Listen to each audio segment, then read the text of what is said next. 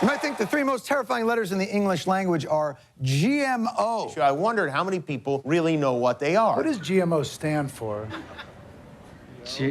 I don't know. Man. It's genetically I don't know, what is it? I know it's bad, but to be completely honest with you, I have no idea. A GMO is really an undefined term. It's a genetically modified organism, and I might argue that a Chihuahua and a Great Dane are genetically modified relative to their ancestor, the wolf. A GMO is an organism that's had its genetic makeup altered by the insertion of DNA that's from outside of its normal genetic makeup. So what does that really mean?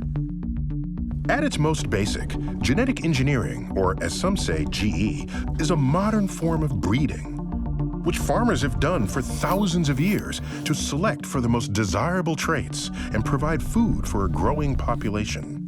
In fact, it's hard to call any of our food natural.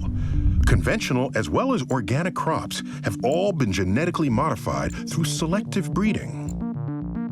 The goal of genetic engineering is to add useful traits into food. Traits that currently help with weed, insect, and disease control in staple crops that are in billions of meals consumed every day. In fact, genetic engineering has been part of our lives for longer than most are aware. Probably the most familiar is insulin, genetically engineered insulin. It's been very important for a patient suffering from diabetes.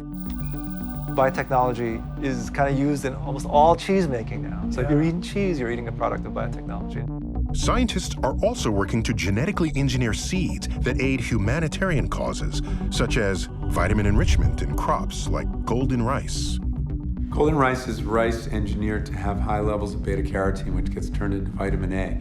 And it's been proposed many years ago as a solution for vitamin A deficiency in the developing world. In addition to helping millions of children stave off potentially fatal vitamin deficiencies, scientists are also developing crops with a tolerance for drought, such as rice, corn, and wheat, which could prove essential in the face of climate change. And disease resistance to save crops like the Hawaiian papaya from being completely wiped out.